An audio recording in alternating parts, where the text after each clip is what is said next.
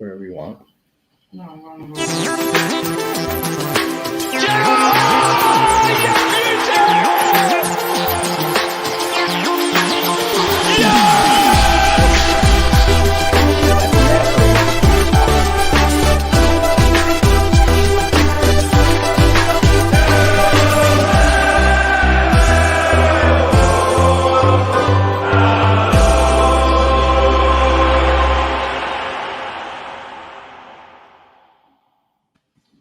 Hello, everybody, and welcome to the American Scouser podcast. I am your host, Timuchin, as always. And as always, Gally is with us, but from his secret workstation. What's up, Gally? What's happening?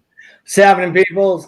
We are broadcasting live here from the 12th floor at the JW Marriott in Nashville. So it's a beautiful city. You can see a little bit of it behind me, and can't wait to talk about the Reds. I was going to say, man, you're like hanging out in style over there. Looks like a nice view out of there. We are missing Bickler today. We're hoping he's going to be able to join us afterwards because I figured, in an episode where we're going to talk about Divock, we have to have Bickler somehow. But he has like a company obligation and stuff like that with like having a bash at the Christmas party or something along those lines. At least that's what he told us. So we're rolling with that. But he might just be avoiding the next segment over here too. Maybe he just came up with like a loophole, but hopefully he'll be joining us in the second half, and we might have some other guests joining us along the way as well.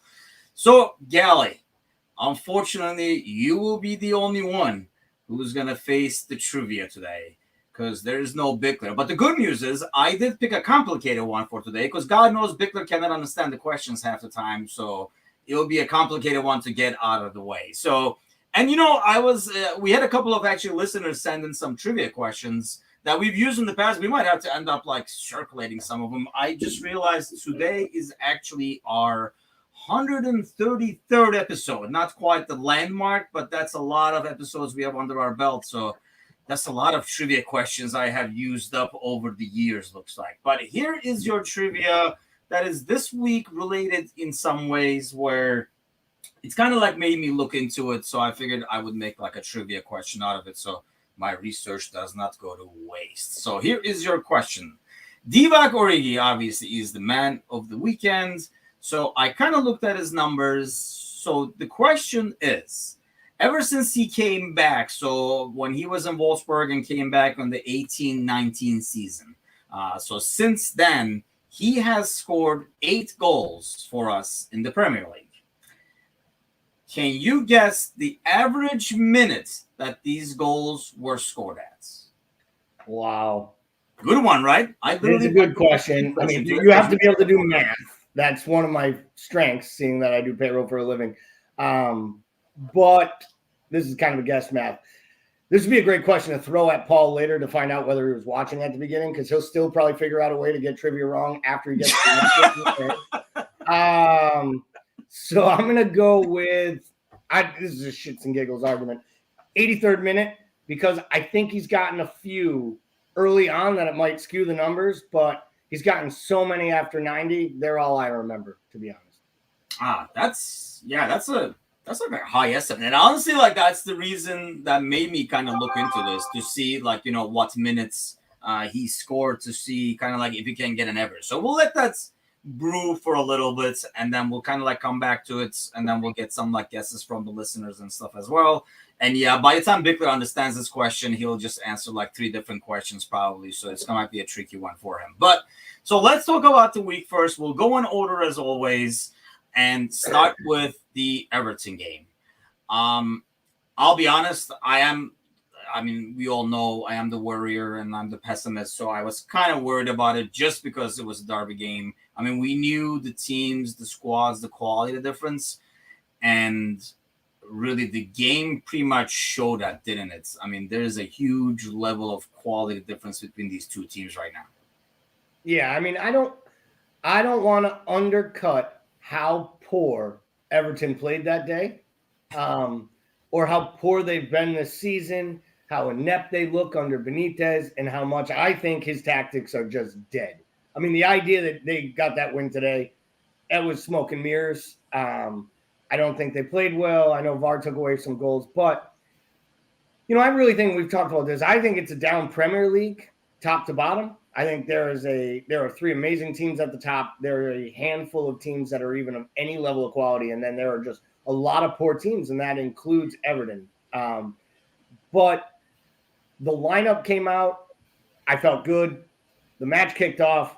10 minutes in, we should have been up 4-5-0. Literally 4-0 in the first 10, 15 minutes.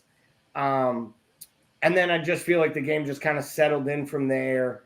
And we, once the first goal happened and we just kind of kicked on. So there is a huge gulf in these two clubs. I forget what the exact number was. I think it was, they're 1,000 steps apart, the two stadiums.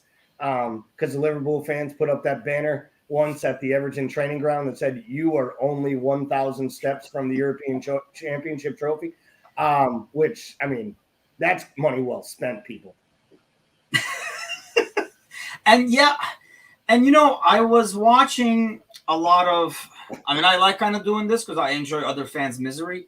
So I was, and as we develop more video content too, I kind of want to see like what else is out there and stuff like that. And I was watching some Toffee TV, which is brutal, by the way, like compared to all the other fan TV channels I've seen, like, Arsenal's, Chelsea, United, like the United Way and stuff like that. It is pretty rough, I have to say. And as I was listening to them, they really don't have any answers. I know during the broadcast, they kind of were trying to make it look like, I know like Calvert-Lewin is injured, but is Mina, aside from like set pieces, a huge loss for him? I just feel like with all the money they've spent, this just should show our fans who only look at how much money is being spent and net spending and stuff like that and pull up those numbers and say, oh, look how low we are, FSG out, FSG is not spending money. I think Everton is like a prime example of a team that, aside from, along with United, it doesn't matter how much you spend if you're just freaking like flushing it down the toilet. Yeah, terrible signings, right? We saw Marcel Brand lose his job over it. How the actual man who's picking the players, and I don't remember his exact name right now, the actual person who does the transfers, etc., how he still is in a job after buying Alex Iwobi for $35 million. Really in itself, that's a big enough mistake that would get you fired at any other normal club. And that doesn't even count all the other terrible signings. I think you can argue in 5 years, the only player who has actually proven to be worth close to the transfer fee is probably Richarlison. And even that was overpriced. But I do believe they're going to sell him to a bigger club someday, and they're going to make money on their initial investment. And therefore, that will be worth, he's a Brazilian international. I've said it before. He has them crazy eyes. I believe someday we will find out, there's an Aaron Hernandez-like documentary about him someday, Dead Bodies in Brazil, and they track it back to Richarlison. But I do believe that he will go on to have a better career, especially when he starts playing around better talent. I think you kind of see that when they are playing well. He's the only thing they have outside of Dominic Calvert-Lewin. So we'll have to see what happens. But really, again, isn't it the consistency of keeping a manager? Do we know if Michael Keane is a terrible defender? Because when he played at Burnley, he looked like a Premier League defender that a lot of big clubs wanted. United, Liverpool were interested. He went to Everton. He's had 4 different managers in 5+ seasons at Everton. How is the guy supposed to develop as a player if you're constantly being told to change? And you look at the teams, Pep, and Chelsea's an enigma because I think Tuchel had the talent and just molded it. But I think you see what Pep's doing. You see what, Klopp has been able to do at Liverpool. And as disgusting as this is to say, there has to be something to the consistency of having a dirtbag like Sean Dyche at your club. Because every year they find a way to – but every year, why do they stay up, though, Timuchin? They take their talent. They understand how their coach wants them to play. And even though it disgusts me, and I hope they go down, we'll probably talk about it eventually. But, I just think that coaching carousel, between – all the different people that have come through hasn't helped that Everton squad. And I'm all for it. Like, let Rafa go next and bring in the next Jamoke and then the next Jamoke. It's really been a laughingstock since David Moyes left. Exactly. I think that's a big part of it because with every new manager that comes in, a new system comes in, So players that guy feels like will help are brought in. If they don't help, now a new guy comes in. Well, the old guys don't fit the new system, and all guys like it's just like a. But like you say, they long may it continue because definitely enjoying the misery. I mean, it just felt, when I watched like a lot of like United stuff after we like trashed them, it was almost enjoyable. I mean, not almost. It was very enjoyable. And I was like laughing and stuff like that. And they were kind of like, way over frustrated and stuff like that. But when you watched it was more sad. I was more depressed watching that because it sounded like they did some kind of like a rehab or therapy or something like that. It was just really, really depressed and sad. That whole channel by itself is like that. But let's go back to us because, the blue side is definitely going down the drain over here. So this is the same lineup, obviously, that played the weekend as well. So even if everybody is healthy, let me ask you this. Is this right now our best lineup in terms of like the starting 11? Yeah, everybody's healthy. I believe on current form and the way our team attacks and the way our front three are clicking and play is happening, I believe that is the best 11. I'm not going to say that that's our best starting 11 for every match because I believe there are specific times where you need more of a Bobby like number 9 than Jota or Mane, to be honest.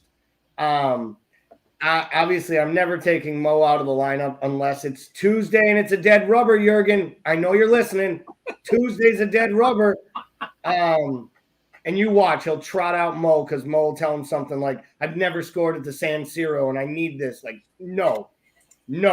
I wouldn't even put him on the plane. Literally, I'd be like, here's a contract. Sign this or you stay in England and keep working on the contract. But in all seriousness, I love that lineup. I think it's balanced. I do think there is a time where Konate will start to battle Matip.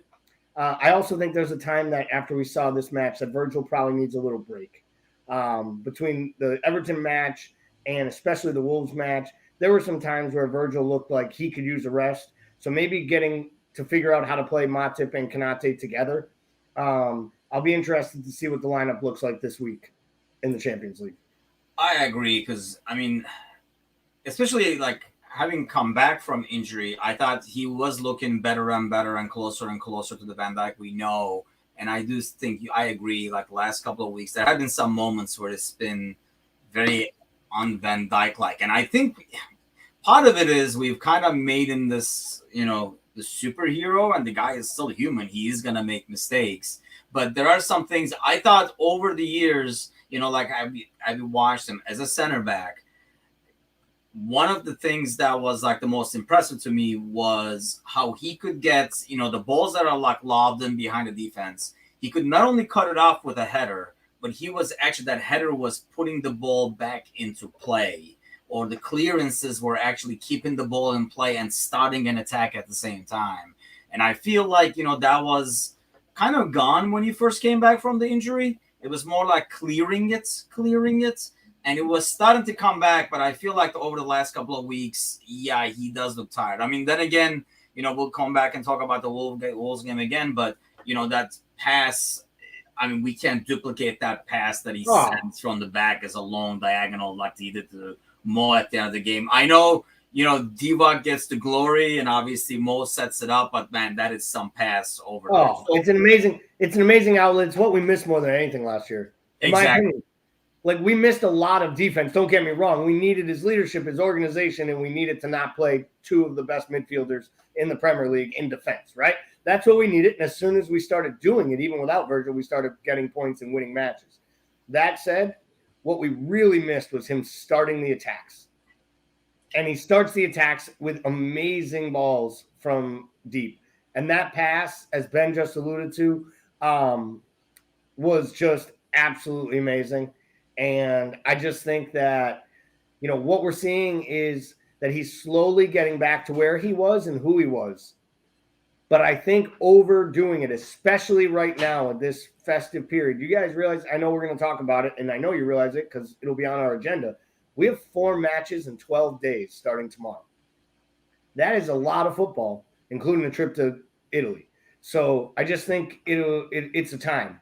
It's a good time to give him a rest, obviously, midweek.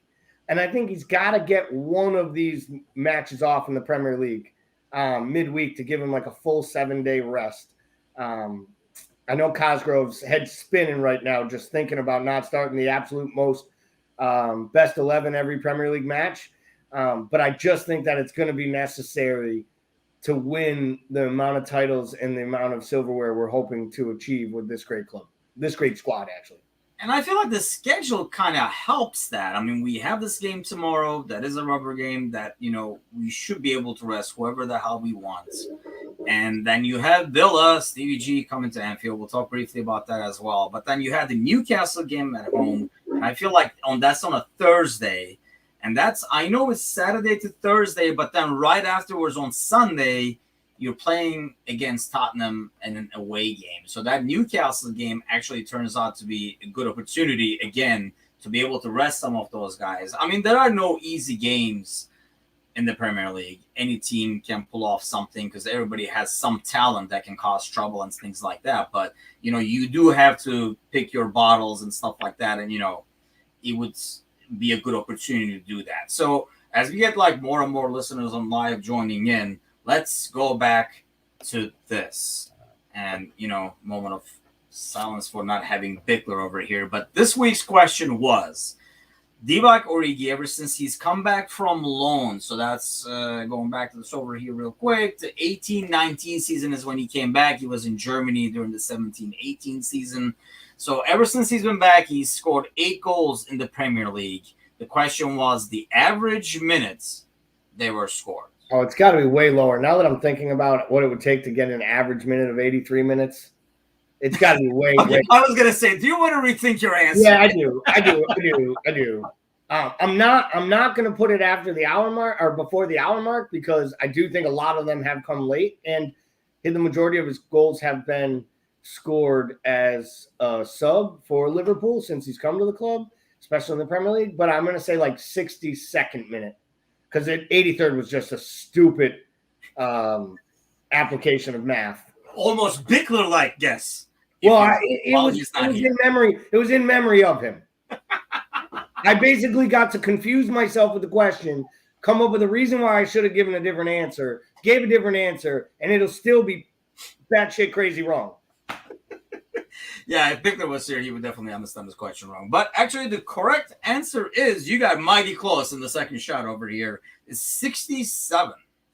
Okay. And honestly, there is one game where he scored the Everton game, I believe, in the 6th minute. You take that out, that becomes 75 for his average. I mean, it's 96 minutes, 66, 86, 42. Then you have that 6 in there, then 59, 83 and 94.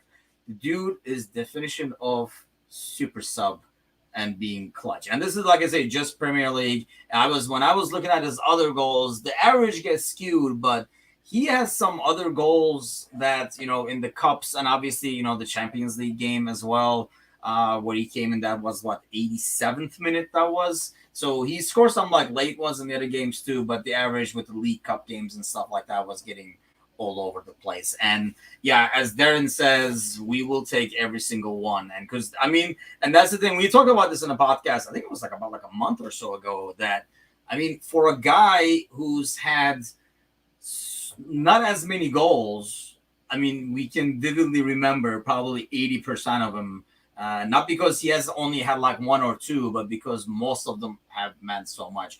Darren says to build him a statue already. You know what I want? I want a statue of Bickler building a statue of Divock. I think that would be the ultimate tribute of having him do that. So that was this week's trivia. And since we are torturing you, now let's go to phase 2. Initiate phase 2. Fantasy football updates. Oh my God, this is going so freaking good. It's not even funny. Luckily for the users, they don't see anything except for our 2 ugly mugs right now. I saw you lean up like you were going to queue up something. I'm sure that's going to embarrass me and build up my wife. So just let it roll. Here we go with the numbers, kids. Okay, this week our superstar Kelly Gallivan had 62 points, which it was I mean, obviously the league we're in, the American Scouser League, is mostly, if not all, Liverpool fans. So I'm assuming there's a lot of Homer squads out there, kind of like mine. So when we didn't have a great week, I mean, I look up and down the league, and most people had like a poor week. I had a miserable week myself, but there's a lot of 40s and stuff like that. You know, kind of like you, I think. Yeah. 40. Woo! For somebody going for a top spot, I don't know. That's kind of low. Anyway, so Kelly has 62 points. The only person above 1,000 points in the league, 1,034. Extending the league with you another 22 points. Yikes. That looks like an unclosable gap right now, but we shall see. And looking at so that's mission 1 accomplished for my fantasy season. Mission 2 is I am 50th with a miserable 37 points in the second portion of this week at 50th spot, but barely ahead of Bickler, who had actually a decent week with 52, but still 7 points ahead of Bickler. So that's mission accomplished number 2. So are you going to make a comeback, or are you throwing your towels and just putting in the subs? First of all, you never throw in the towel. I lose every single fight, every single argument. I lose everything to this woman. I lost being single. I mean, I lose it all when it comes down to it, right? Here's the thing. I'm going to keep fighting. I'm going to keep pushing. You know, it's going to be one match at a time, 1 week at a time. We use all the coach speak here. But here's a quick story, and it's a funny one. So we're walking through the airport, right, in Logan International Airport, 6:30 a.m. On Thursday morning. And I'm wearing this hoodie. I always travel in Liverpool gear because I figure it weeds out people, right? Strangers either come up to you and you know they're great because they want to talk about Liverpool, or they tell you they're Man United fans and you know, like, I don't need to buy this person a drink at the airport bar. So I'm walking through security. Lady gives me the finger forward. I walk up to her. She goes, "Ooh, Liverpool. Oh, I don't know." You know, I'm like, "What, are you a United fan?" She's like, "Yeah." No joke. A second later, I see her literally point her finger. They flagged Kelly's backpack, and she's going through security to the point where she brought a steamer for clothes, and they made her open every compartment of it. They're going through it like it was a weapon, and like she was going to mass attack. So I almost said to the TSA worker, I was like, you know, the soccer fan, I was like, "Is this because she's married to a Liverpool supporter, or because you know that she is the world-class manager of, you know, Klopp back in the Fantasy Premier League, top 3,000 in the world?" It is getting crazy, though, people. Like, I make these jokes, and in our group, she's just dominating. But she's first in like 4 or 5 other big Liverpool groups. First in the world with couple hundred players in each, and then she's 2,600 out of 8.7 million right now, and that is ridiculous. It is bad enough being second in your house.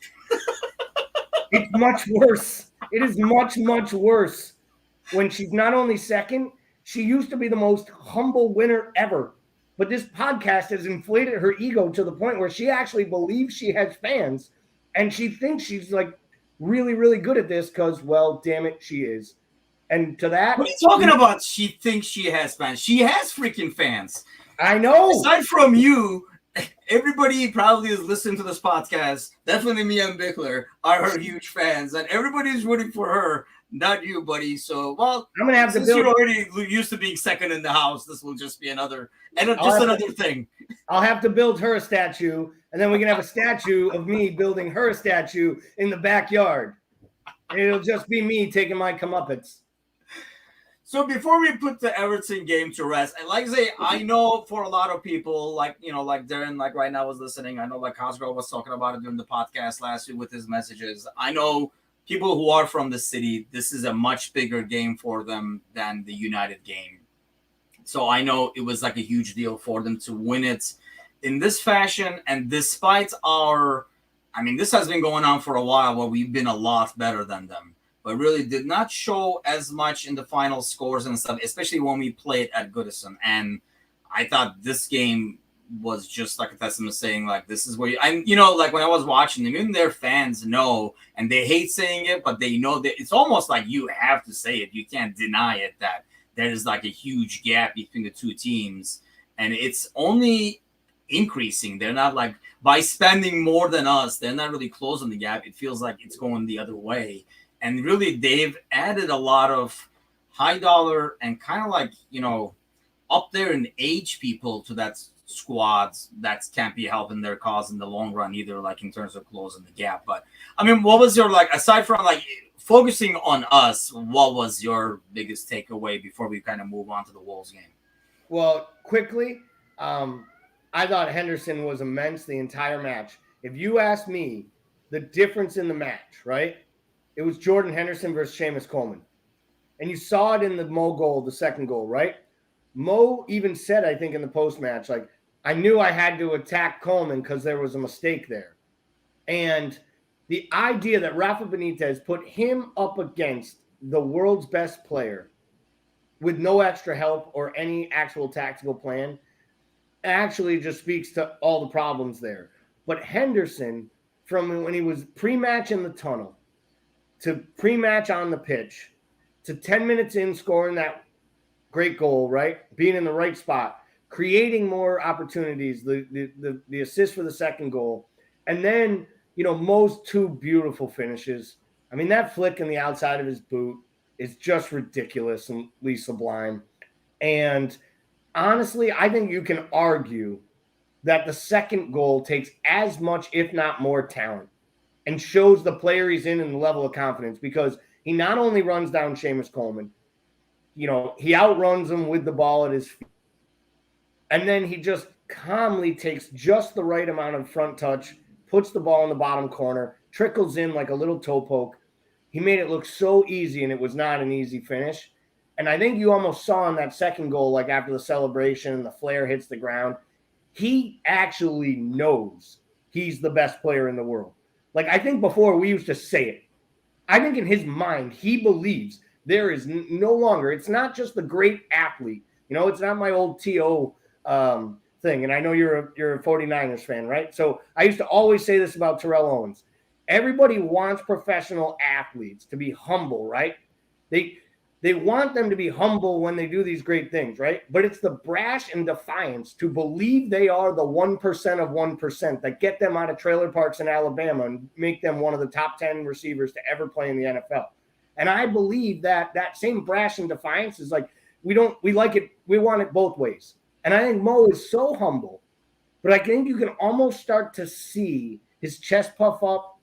And I believe he is actually going to take this to a new level.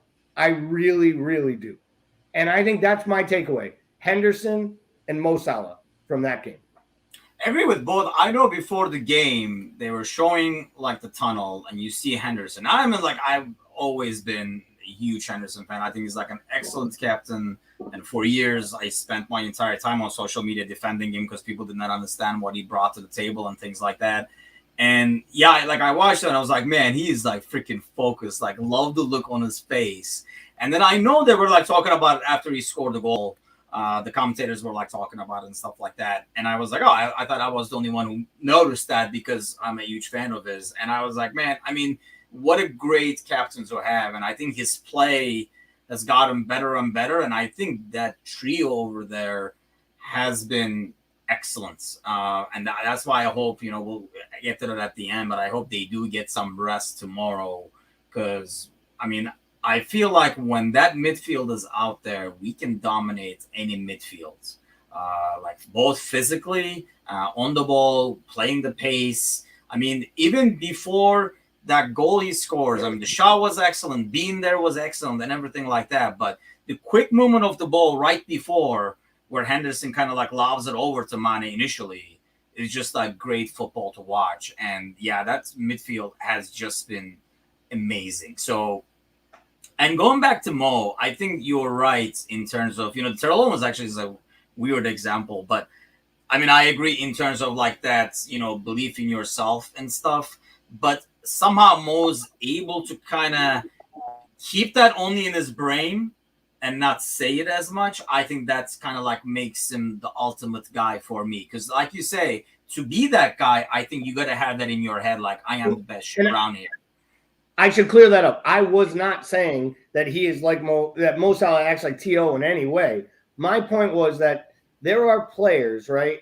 Roger Clemens was one of those guys. Roger Clemens told people from the time he was a little dude how good he was going to be. Reference. But he was an arrogant, loud athlete in the United States, and we are, American Scouser.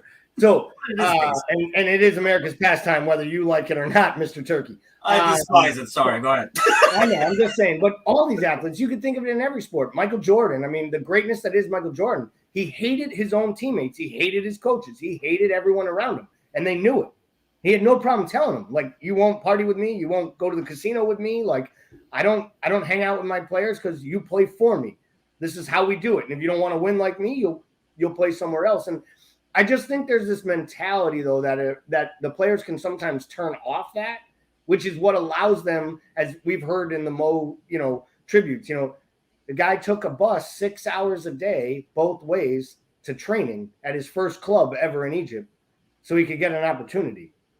And that mentality doesn't leave you when you get to England because someone else tells you 300,000 a week is enough, or 350, or 40 goals, and I just think we're starting to see him actually believe it. And I think that's so important because I believe what makes Ronaldo still special today, that dirty SOB, is he still believes he's going to score the big goal and beat you in every instance. And when he gets his chance, more times than not, he does. And I think we're starting to see that with Mo. His conversion rates have gone up. I also think he likes an assist more now than he ever did before in his career. And it's a pretty special thing. I think he's got a goal to lead the Premier League in goals and assists this year and go all Harry Kane on the league. And if he does, it'll arguably be the most impressive performance, I think, of any player scoring-wise in the Premier League because he's just so damn efficient with what he does. Yeah, I mean, I think he is the ultimate combination in that way, too. Like the humility to go with the self-confidence, and I think it's showing. And, hopefully it can only get better. And he's at the right place. Let's lock him up. I don't even want to go into that conversation because everybody goes to. But Darren says Everton was already defeated before they even played. There weren't many Evertonians that thought they could beat us. Even my cousins who are blue knew it. And honestly, I think they did, and I believe them.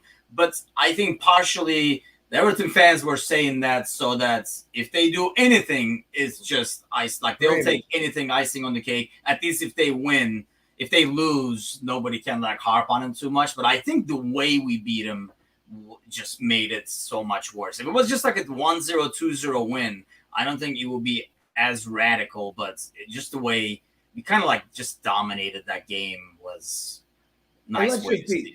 Let's be real fair. I know we're wrapping it up here. We'll probably, move on to the next games and topics, but let's be real here too. This thing with Rafa is not working, whether it's the players, whether it's the formation, whether it's that it doesn't work any longer in the Premier League to play that way, unless you're like a Newcastle or a Burnley and you're in like a really low club. This just isn't going to work and it isn't going to end well for him. The owner can give him all the, votes of confidence in the media and fire other people. But at the end of the day, they're not scoring goals and they're conceding bucket loads of them. And it's the one thing he's been able to do in his career is not concede goals. Well, that is, before he went to China and his career ended. So ultimately, pretty much, yeah. The game has basically moved on. There are no more Spanish clubs going to look to hire him. I genuinely believe that. His best days are probably the run in Napoli, even more than the great miraculous final at Liverpool. I mean, really, it was one runner-up season and winning the Premier League title. I mean, he is dining off of one hell of a second half by a great group of players for a long time in Liverpool. And he can have that forever. I'll always think of him as a legend and thank him well.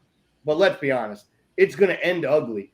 And by the end of it, it might be two fan bases who are annoyed with the mug and the smug and the looks, by the end. Because I think as it goes on further, it's going to bring more light to the fact that there was actually less success here than – and Rafa at the wheel, Darren, is absolutely beautiful, and I loved hearing the fans chant it at the end of the match.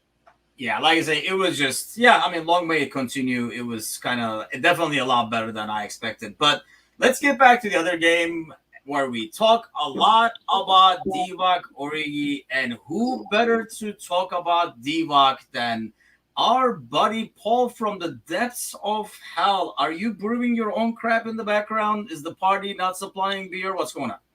Listen, I don't know what's going on. I get on. You guys are talking about Ronaldo. Gally looks like he's got a new house. I'm stuck at work. I don't even know what's going on. Like, you know, Gally's obviously significantly upgraded, and I'm back at work. So,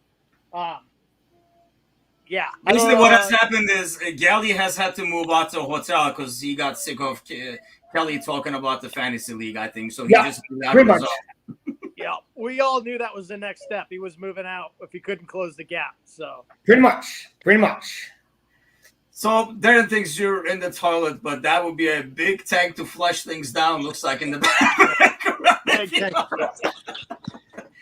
So Paul, I figured we would definitely bring you on. I know you got like other commitments going on in the background, but I figured, you know, we were talking about having a statue of, you know, Divock afterwards, and I was telling everybody that what I really wanted was a statue of you making a statue of Divock, because that would be the ultimate, you know, thing to give to Divock. I think was your, because we know you're a huge fan, president of the Divock Origi Club. What do you make of it? Divock?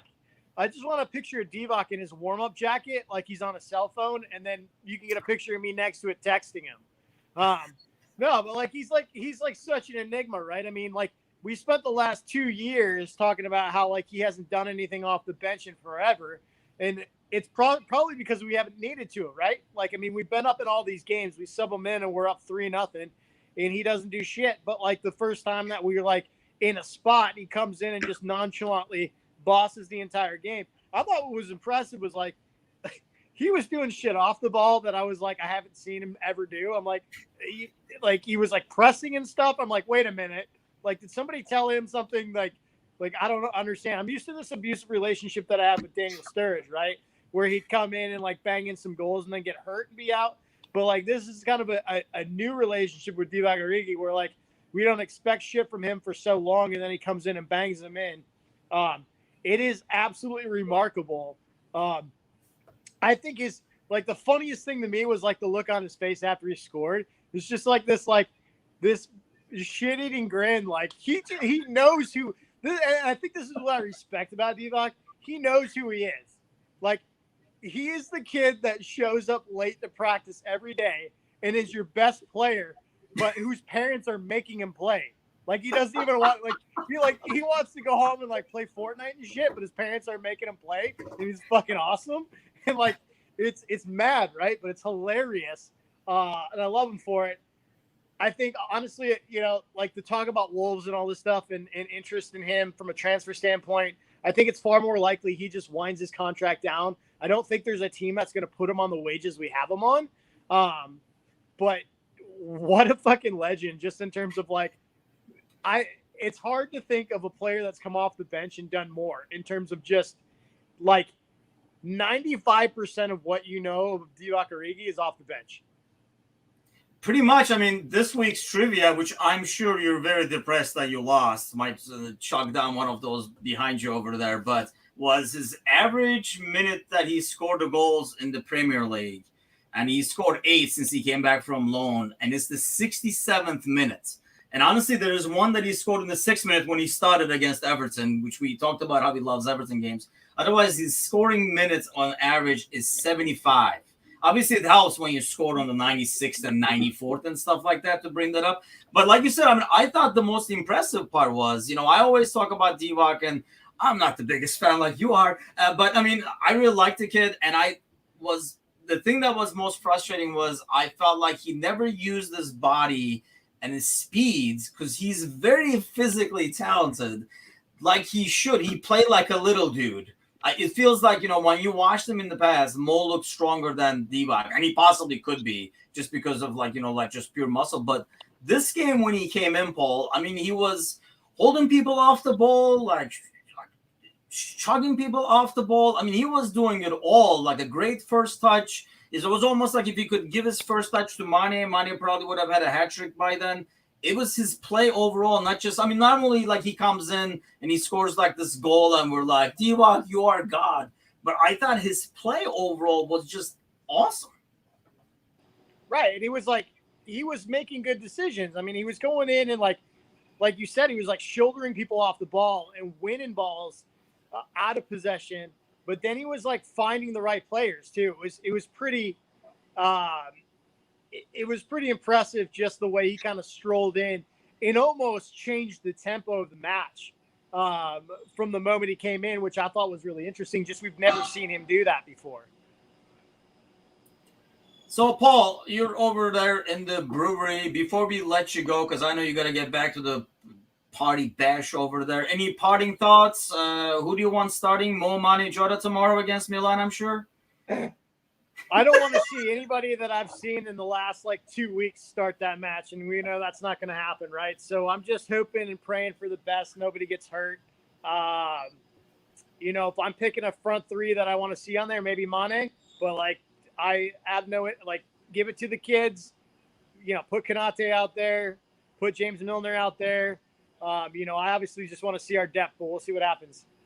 Paul, I got to be honest, man. That backdrop right there, that literally brings me back to my childhood. It makes me just literally think about Strange Brew as a little kid, like that movie about brewing beer with those big bats. And I can just think of it. I think there was a line my brother and I used to say drowning in beer would be the worst way, or would be the best way to die. Okay. And honestly, give a plug for the awesome brewery that you work at right now and tell people in the North Carolina area where you're partying tonight. Yeah, so this is Broomtail Brewing in Wilmington, North Carolina. And brewing is probably 95% sanitation. So those of you that know me, the rest of the 95% sanitation, 5% science. So I really have no idea what I'm doing here, to be quite honest. I was going to say, where do you come in that? Yeah. Well, Paul, thanks for jumping on, buddy. Goes out there and ask people if they want it. That's it. Be good, my man. We miss you this week. All right, take care. Guys. See ya. Back to hell.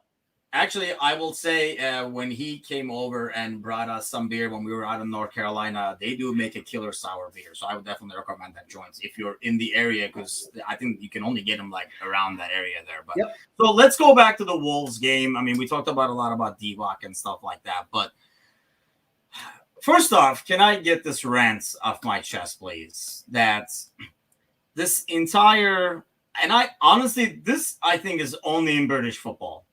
And the older generation of the British that kind of like the good old days football people that consider what Wolves was doing good football. No. And saying, oh, there were a lot of good people that were like, oh, they battled like warriors, and they were they played such a good game. Even the color commentary was oh, I really have to give it to them and stuff. And look, I'm a defender. I played defense my entire freaking life. Nobody appreciates good defense more than I do.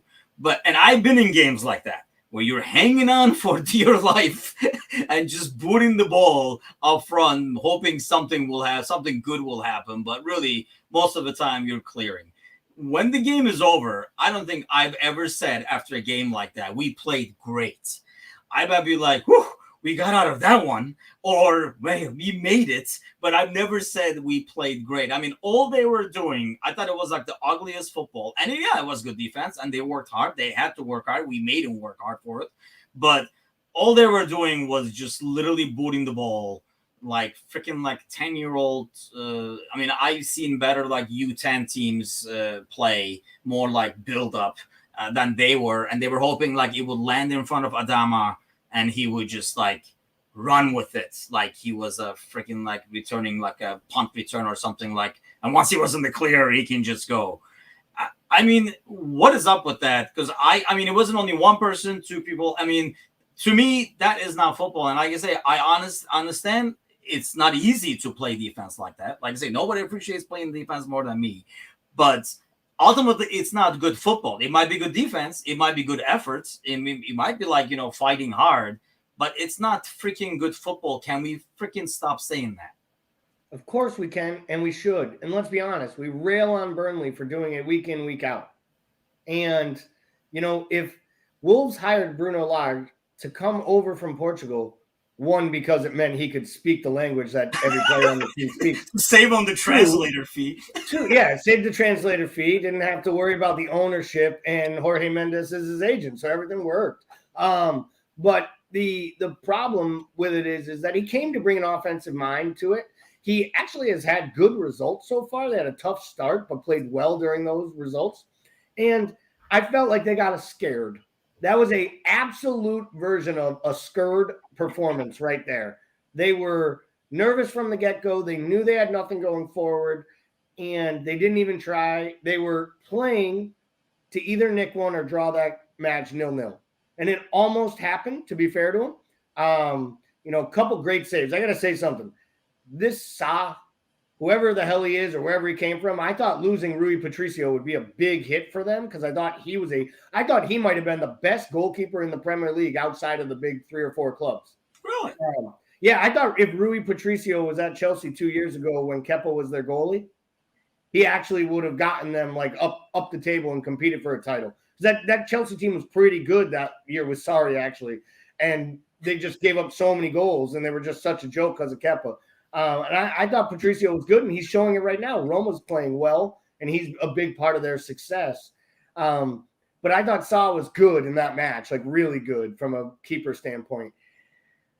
The problem I have with Wolves, the problem I have with all these clubs, you're not in a relegation battle. You were sitting 8th or 7th in the table with a chance to jump above United and Tottenham.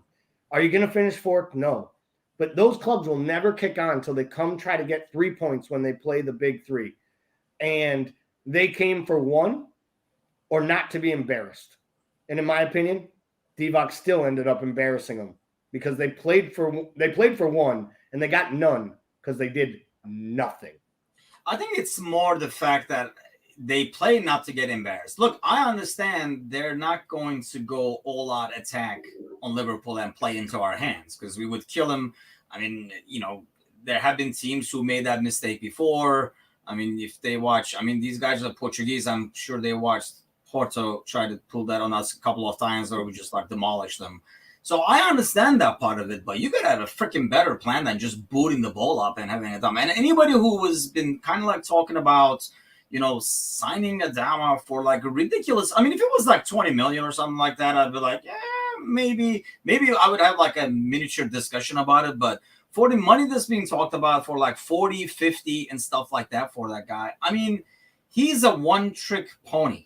And the only trick is just kind of like trying to bulldoze people. And to be fair to him, he even got like Van Dijk shifted out of his place. So, nobody's arguing he's a strong dude and he's slippery. Like Darren says, how much baby oil does a man need?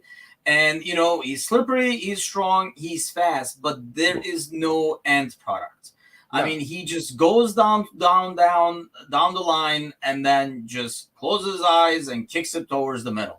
So in our team, I can't see him in like any of these like intricate passing we do. And then it's not like nobody is going to give him space to run into when we play. Like if he was playing for us this week, let's say for Mane, who had a poor game overall, I thought. A lot of like taking people one-on-one and not getting much out of it. What is he going to do? There's no space for him to run into. Everything is closed up. So what is he going to do? Like just push people out of the way like a 1-yard run on the goal line? That just does not work in football. So I don't understand why people want to spend all this money to sign a guy just because he's kind of interesting to watch. But then, 10 seconds later, you're like, okay, I've seen it. He can only play on the right too. He doesn't have a left foot. I'm pretty sure he has 1 foot. He walks up and down the pitch. Somehow he's that fast with only 1 foot. He's like the road runner and they just spin so you can't see it. But really, he can't play on the left because he doesn't have a left foot. So if we had bought him when he left Middlesbrough, when he went to Wolves, and the idea was we were taking the $20 million flyer that Wolves took on him to try to see could we develop this, gem that Barcelona rushed through their academy and thought would be a big-time star, fine. That would have been a move worthy of the gamble because he was at Middlesbrough. He showed a little bit in the Prem. He played against better competition, and you could see maybe he takes a step forward. It's been 5 years in Worcester, and he's done nothing. Yeah, 5 years at Wolves, and he's done nothing to make you think he belongs. And going back to the Wolves again, another part that was discussed and that I forgot to rant about, so thanks, Darren, for bringing it up. The amount of time wasting they did. I always bitch. We always talk with my brother about like the Turkish league where, it's a 90-minute game, but 20 minutes is wasted when, these teams play that team. So people lying around. And for them to, play back and forth with the ball boy and then like, him as who I used to like. I guess that goes down the drain, and I'm cutting him from my fantasy team too, because that's the kind of radical action I take on my fantasy team. I recommend you do the same. So I'll be cutting him from my team too, for him to like fall off and then just crawl in like freaking like 20 feet so he can fall inside, and doing all kinds of like ugly stuff they did.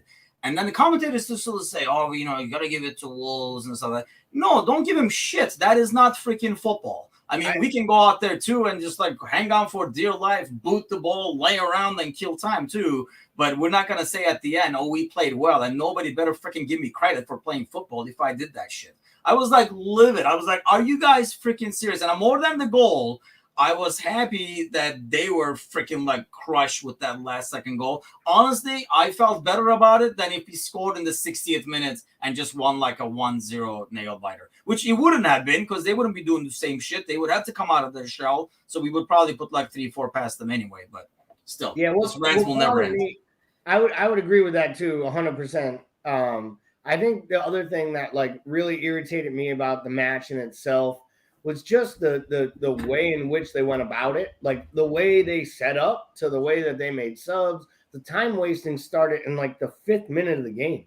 I mean, it was crazy. The first half, he's pointing at his watch. Like, you know, I don't think it was a well officiated match. I think that there were fouls on Mo all over the pitch, and literally Traore got every call that they like breathed on him. I'm like, this guy weighs 400 pounds and is built like a middle linebacker, and you know, you're calling Robo for knocking him down for brushing an elbow and him flopping down on the ground. And Mo's getting run over by 2 people. Now, I will say this, that Altanori, he played an amazing match. I know he's like connected to going. He's connected to PSG right now with like a legit interest and bid to make him like the left back to basically play, give them the attacking width that Poch wants there. Kid looks a real player. And if I'm him, I'm absolutely gutted that I get taken off for time wasting. And then Hoiver, the guy who comes on for me, gets done on my side of the pitch, and Mo Salah, who he kind of kept in check all game long. I thought he came out because he was kind of hurt. Because, I mean, well, here's the problem. You don't know if they're hurt or if they're just like lying around, because, you know, everybody was lying around. But, yeah, I mean, I don't know if we scored that goal. I don't know if he falls for Mo's first touch there, like Over did. So, yeah, that's a good point. But real quick, before we kind of like move on and kind of do like some short predictions, what did you make of? I mean, I know we missed some clear-cut chances. Is it just tired legs? It's just one of those games kind of deal? Because, I mean, especially the one that Jota missed, that's almost like trying too hard, I think. But overall, I thought we had chances where we could have scored that we missed. Just tired legs? Just one of those games? What do you make of it? You're talking the Jota header in the first half? Is that the The header in the first half was one of them. I think Mane had a couple of chances. Well, Mane's 2 misses, including the one in the 88th minute, which was the one I thought that killed us, where the ball just broke over the D and he's wide open. He just toe pokes it into row Z. That one probably frustrated me the most. Now, in all seriousness, we sat 2 hours on the tarmac before the plane took off, thinking we weren't even going to get to Nashville. Luckily for me, JetBlue had TVs, and I was watching the Chelsea match and then got to watch the entire Liverpool match. So as they score the goal in the 94th minute, I'm not kidding, I jump out of my seat on the plane and yell, holy effing shit, we did it. And Kelly's half asleep, and it's like, you do realize there are other people that have been on this plane for 4 hours that don't give a shit. And no joke, I jump up in my sweatshirt, I hit my head on the plane thing, and people are like, and it was pretty outstanding. They knew what I was cheering about. I think other people were watching the match, and there was at least one Wolves supporter on the plane, and he was none pleased, and that made the whole thing worth it. And I told him, I looked right at him as we were getting off. I was like, the moment Divock came on, you knew you were losing. Man, yeah, there was a lot of expletives, and, you know, let's face it, like Stitch knows an important goal compared to a regular goal, and he knew that was freaking huge. I was going to ask how he did. How many treats did he get? Oh, he got a lot, man. He got a lot. Because that's when I'm like I say, I was so freaking pissed and frustrated, not only because of what they're doing, but just because of listening to that being, you know, presented as good football. Because you know what? Especially in this country where we're trying to kind of like expand the game more, and most Americans maybe don't understand the game or like the game or have like negative notions about the game. And when you turn on your TV and when the guy kind of like considers that and presents that as almost like good football, that really pisses me off even worse, because that is not freaking good football. That is not quality football. So, and then like, that's the thing what everybody says, right? People who don't like soccer and watch crap sports like, baseball. Say, well, soccer players, they jump, they cry, they roll around, thanks to Neymar. Or they're like, they're lying on the ground all the time. They, act out stuff. And then, and then you see that. And then the guy says, they're doing great. It's like, are you freaking serious? And I think because of that, I was like so frustrated and so much of like an emotion release with that goal. I mean, obviously it's a big 3 points, and it could be something we look, like 4 or 5 months from now and say, hey, that won us the title there. But, aside from that, it was more like a frustration thing. So yeah, Stitch was very happy that I was frustrated throughout because he banked. It was just so important to get that win, honestly. It won for the emotional lift. The whole club, you could see the relief when they scored the goal. They all love Divock so much. Virgil jumping on the pile. Mo's look on his face when he's like, it was Divock. Are you freaking serious? But let's not take anything away here. Virgil had an amazing pass, right? Yes. And Mo's touch was world class, and he didn't try to take an immediate shot. He took it to the byline and cut it back for the win. But Divock's touch and turn, his first touch and turn, is just as much class as Virgil's pass and Mo's touch. It's just because it's Divock, we just assume it's like dumb luck stupidity, like he ran into the post and Pickford bounced it up in the air and his head hit it. And it's like, or like, I'm always thinking like Divock in people's minds, like it's like the goalie goes to kick the ball out and the guy turns his back, it bounces off the back of his head and goes in, and they're like, he meant it. But like, he's always in the right place at the right time. And there is skill to that, right? There is something to be said. He is a poacher. He scores goals. And I think it's what we need off our bench right now. It's a nice luxury to have for as long as he's here. We should enjoy it. And to the NBC broadcast, the only thing I have to say is this. I've said it before earlier in the podcast. I believe that they just paid, $6 billion or whatever crazy ass amount it was for the rights. And I believe the product is down, and it is way down. Like the West Ham-Chelsea game was a marquee, fun match to watch. A 3-2 win, the top table team loses to the up-and-coming Champions League contender.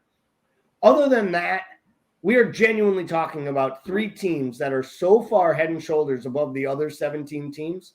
And I think you could argue from Norwich at the bottom all the way up to Crystal Palace and Southampton. These are still clubs that are not out of a relegation battle at like 8 to 10 clubs. And that's because the league is kind of down and it's a little mediocre. So I think what they were trying to do was save some face and tell people that there are some gutty performances, because it wasn't only the Liverpool match where I heard about like what I would call bad play being rewarded by announcers telling me it was good to watch. And I think that has more to do with Arlo White understanding his job and what makes NBC pay him $1.8 million a year. And that's bleeping crazy that Arlo White makes $1.8 million a year. Wait, Arlo White makes $1.8 million? Man, we're freaking being wasted. Arlo White said, after watching that Coleman error and Mo Salah's goal, Arlo's take out of that sequence was Coleman almost keeping up with Mo. While he's dribbling. Even though his age. And Grandlisser had to point out that one of them is with the ball, one of them is sprinting for freaking dear life. Like, Coleman could not run faster if he was being chased by a bear. And meanwhile, Salah is running, dribbling with the ball, controlling his touches, so when the time comes, he can make the perfect touch. And for Arlo to say that, I was like, dude, are you freaking serious? Like, I know you're trying to kind of balance things out, but, he's somebody... And we know, media overall likes to gush over certain players. And, take Mo, gush over him. Like Ronaldo can fart and they're like, it smells so good, So, they already like gushing over players. Then just take freaking Mo and just admire Mo for freaking 2 minutes, as opposed to trying to find a silver lining for Everton as they get hammered by saying Coleman at his age is almost as fast as Mo, who's dribbling the ball. I thought was like probably the worst silver lining you can give to an Everton fan. They're like, it's not so bad, guys. Like he can still sprint. Like,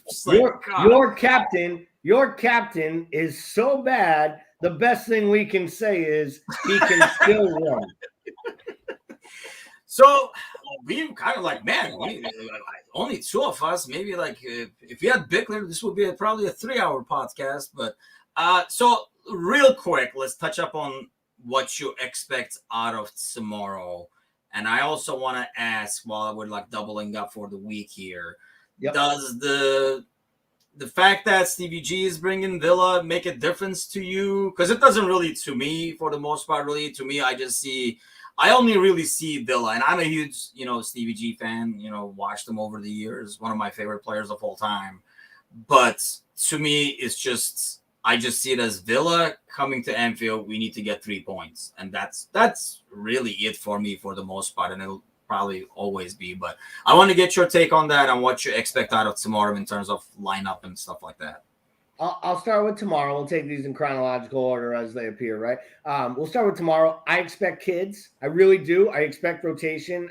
Ben earlier in the pod made a great comment about, Klopp's comments this week in the presser that basically if he doesn't rotate on Tuesday, it will be the medical department coming for him. So he's acknowledging that he knows he's been playing the same guys a lot lately, and he's been. I just vision the Bickler wearing like a lab coat, just like chasing him. Right, with the big glasses and the hat, with a name tag that says Dr. Bick. Flask of like beer he just brewed. Yeah, like a Stein, a big German Stein, just walking in. Sorry, go ahead. Start the kids. But yeah, no, I can definitely see it. But I do believe the kids will play. I think Morton will start. I think he earned it with his play in the times he's gotten some minutes. I wish Cade Gordon could play, but he can't. So, I think we will see Taki through the middle.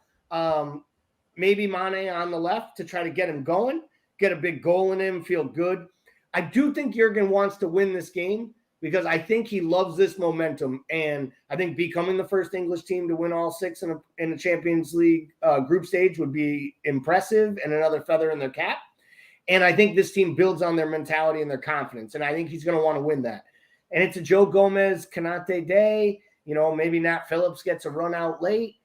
His swan song wave to the crowd at the San Siro with the 5 traveling supporters. And, I just think it's a Costas type afternoon. I don't know that they'll win this match.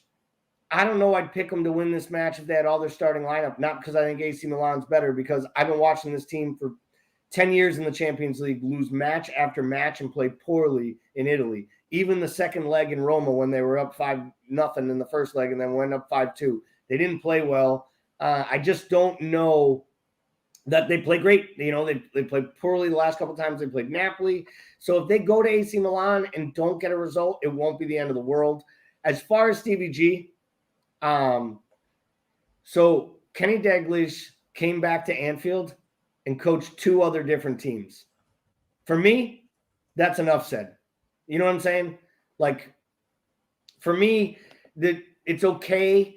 He'll be great. I think he will be great. I think he's going to be a good manager. I'm not worried about that Villa team. I've watched them the last time. Steven Gerrard is Rafa Benitez playing with a low block team. That's what he did at Rangers to win. He plays a defensive, narrow system. They're going to pack it in against us. And I think you're going to be criticizing our ex-captain next week on this podcast for setting his team up to play anti-football. And I think we're going to be okay with 3 more points in the bag in the Premier League. And hopefully somebody knocks some points off City and we go back where we belong, top of the table. See, I feel like I expect a bit out of Stevie G. Like I say, I do not mind. I understand people are not going to come. I'm not naive enough to think people are going to come to Anfield and play like open. But you got to have a better plan of doing something with the ball once you win it back. And I feel like Villa will have that. And they do have the players for it too. But I think, we don't even know Wolves. I thought Wolves had the players for it too. They just did not even attempt it. They were too scared to lose the ball and build up, and they were still trying to at times build the ball from the back. But I mean, like I say, I don't blame anybody to say, okay, we're gonna play it safe and boot it, and that's how you're gonna play. That's how you're gonna play. I just more against the fact that it gets applauded as good football or viewed as good football. I mean, just view it as what it is and say, hey, this is a team that's much lower in class. This is the only way they can kind of battle, and it is what it is. I understand that, you know what I mean? But it's not. At least don't say, oh, they really played well and stuff. I mean, yeah, they defended their ass off, but that's not good football. For the Villa, like I say, yeah, to me, I just want, just the 3 points. Stevie G bringing a team is, I know, like everybody wants him. I've been like said it on this podcast before. I would rather have Pep continue after Klopp rather than bringing in Stevie G, just because we see so many examples of ex-players kind of tearing up the club in terms of fans, because fans cannot evaluate a manager based on their management. Be always kind of get blurred with their, what we see them as a player too. And I know personally myself that with Stevie G, it's going to be very difficult, almost impossible to kind of like keep them separate, because you just can't take that away from the person. There'll be no one's going to step in and be Jurgen Klopp, right? And we see it in all kinds of sports all over the world. When a great coach or manager or leader leaves, no one steps in and does it immediately. But I said earlier in the podcast, about the consistency of leaving a manager in charge, and you see it on the field when philosophy and program understands each other. And I feel like they've set up every system to play 4-3-3 and to play Jurgen Klopp's system at every age level at the club that feeds into the first team. And I just think that consistency, along with what Pep has learned under Jurgen Klopp, why, he pushed Bucic out, and why, Pep has kind of taken more and more reins. I just feel like it would be such a mistake to be short-minded and short-sighted. Do I believe Steven Gerrard will be the manager of Liverpool Football Club someday? I do. Yeah. Am I as adamant as Paul that he shouldn't be and I don't want to see it? I'm not, because, I make predictions in life. 85% of the time I'm wrong. Like, I'll win the fantasy Scouser league. But, these are things that aren't, those, and that fact is not disputed, people. That one I got right. I will not win that league. But, in all seriousness, that's a move. They got to make that move, go to Pep. And I think that what we'll see from Villa, I don't think they'll play anti-football, but I do think he's going to be a little nervous of going to Anfield with the emotions that are going to come.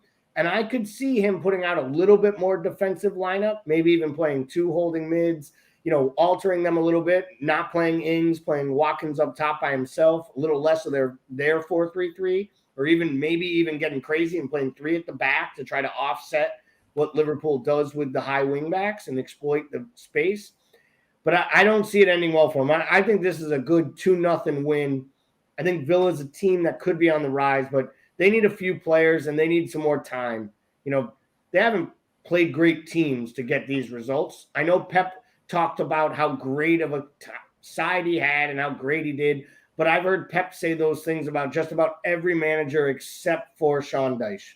Because I don't think Sean Dyche's mother says nice things about him. I know I don't. And, I don't know about his mother, but he's a guy that I cannot wait. He can go with Newcastle, Burnley, and they can probably, it looks like they're going to end up taking probably Norwich with them too, because they're not looking so hot. But, I mean, watching that Norwich game against Newcastle, I think I was like, man, if they cannot beat a 10-man Newcastle, I don't know what the hell they're going to do in this league. But yeah, it was kind of there, like you're saying, like throughout the podcast, there's a big gap in terms of quality. Every team has some good players, but I think when you look at like the mean or the average or like, the quality of the team there are like some like huge gaps there. But yeah, I mean, I could not be. If we lose tomorrow, I'm not going to be happy about it. I want us to win every game, including preseason games, but I mean, really, I just want no injuries, good rotation, just more worried about the weekend game than anything else. So, well, we'll wrap it up, Gally. And thanks to all for listening, sharing, liking, commenting, all that good stuff. Throw the word around. There's more to come, definitely, especially in the new year as we kind of like stumble towards Christmas over here. Hopefully, it's going to be even bigger and better starting next year with a bunch of new stuff coming on American Scouser. So thanks to all for listening, and see you guys next week.